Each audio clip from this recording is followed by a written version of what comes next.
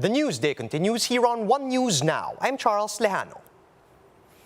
The Center for Media Freedom and Responsibility says the government should have warned websites first before enforcing any takedown. In an interview with the chief, CMFR trustee Vergel Santos says that one of the two NTC-blocked websites may have committed a, quote, professional slip when they carried a CPP advisory without getting a reaction from the government. But Santos emphasized that banning the organization online is an extreme action. Let us grant that it was a professional, a professional or miss, an a miss, a slip, yes, a professional slip.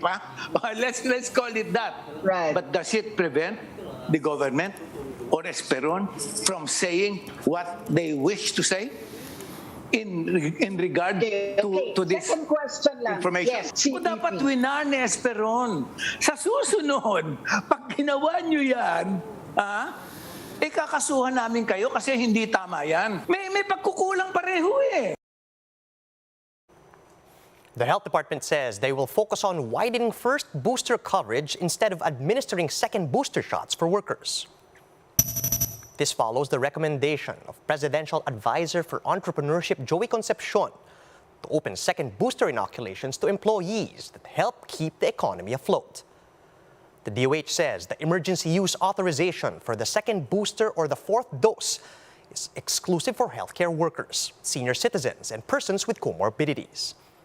The agency says second boosters can only be deployed if they receive this recommendation from the Health Technology Assessment Council in line with the guidelines of the agency's National Vaccine Operations Center. For now, the Health Department says they must focus on expanding its first booster coverage for all adults, noting that only 1 out of 5 Filipinos have received their third dose. More and more companies are shifting to renewable energy sources to reduce their carbon emissions.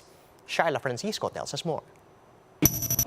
Toyota Motor Philippines Corporation has expanded the use of solar facilities in its Santa Rosa plant to further reduce its carbon dioxide emissions.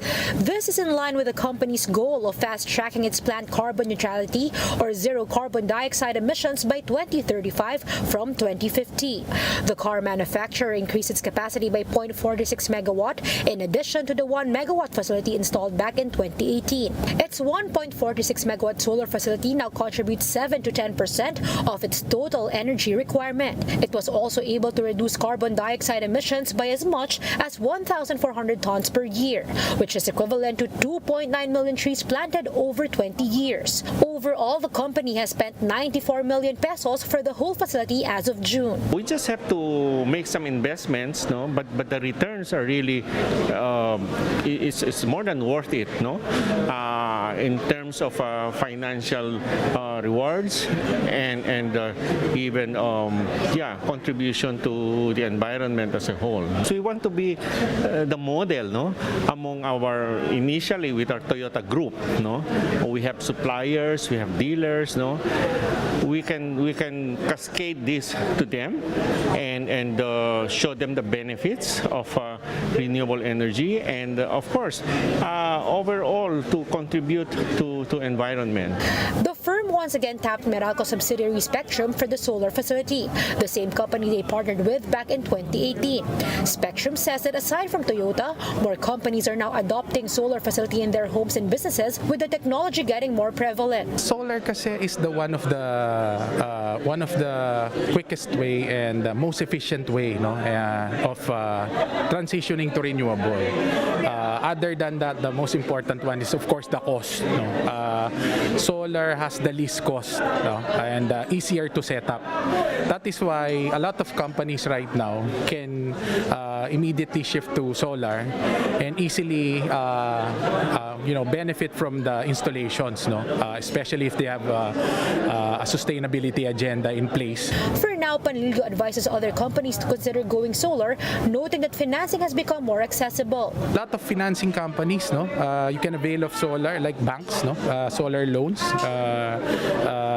especially for companies, they can avail of green loans, no, brought about by government banks and also private banks. You're essentially actually buying or investing on savings, no. If you invest in a solar facility, I guarantee you, or the guarantee is around 10 to at least 10% to 30% savings, no, depending on your usage. For its part, Toyota Motor Philippines will continue to embark on green initiatives. Doesn't stop here, of course. This is just one of the many initiatives that we are taking. Over the years, even the vehicles itself, no, has undergone so many improvements towards environment, energy efficiency, and the CO2 emission from the vehicle itself, no. So we are moving towards that. In fact, right now we have launched many models that are hybrid. Shaila Francisco, we are One News. We'll be back with more stories after a quick break. Keep it here on One News.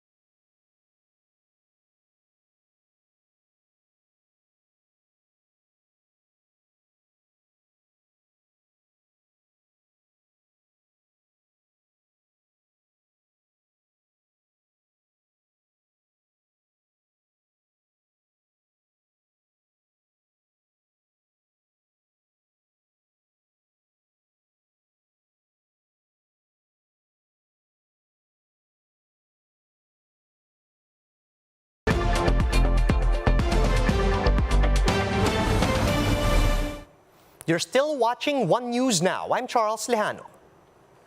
Just a few days before his inauguration, President-elect Bongbong Marcos heads to Bacoor, Cavite to celebrate the place's 10th cityhood anniversary. To give us the latest on the ground, we now have Marlene Alcaide on the line. Good morning, Marlene. How are the celebrations going, and what are some of the expected activities today? Charles, today's event here in Bacoor City is jam-packed with activities showcasing local history and products, culture, and Bacoor's progress. President-elect Bongbong Marcos joins Bacooreños as they celebrate Bacoor's 10th cityhood anniversary today, June 23rd. A Thanksgiving Mass was held early this morning, followed by a civic parade led by 15 of Bacoor's marching bands. Charles, there will be other activities starting today, such as trade fairs, sports festivals, and job fairs. Right now, Bacoor City Mayor Lani Mercado Revilla is speaking before the crowd. Charles? Do we know some of the officials that welcomed Marcos Jr. and how was he received by the residents? Charles, Bacoor City Mayor Lani Mercado Revilla with Senator Bon Revilla and their son, Congressman Jolo Revilla, welcomed the president-elect. Cavite Governor John Vic Remulla is also present in today's event here in Bacoor. Charles, the crowds were thrilled to see Marcos Jr. Recall that Marcos won here in Cavite with more than 1 million votes. And here in Bacoor, Marcos got the highest number of votes as well. The residents here are so happy that Marcos graced today's cityhood anniversary despite his busy schedule. Charles? Hey, Marlene, what else is on the agenda for the president-elect? Right now, we're still waiting for the president-elect's speech here in Bacoor, and we learned that he has other scheduled meetings that he has to attend to today. And that's the latest we have for now, Charles. Thank you, Marlene Alcaide. And those are the top stories at this hour. Join us later at 2 p.m. as we continue to monitor the day's biggest stories. You can also catch One News on Signal Play. Register for a free account at www.signalplay.com so you can stream One News live anytime and anywhere. I'm Charles Lejano. Mask on, wash hands, and stay safe, Philippines. We are One News.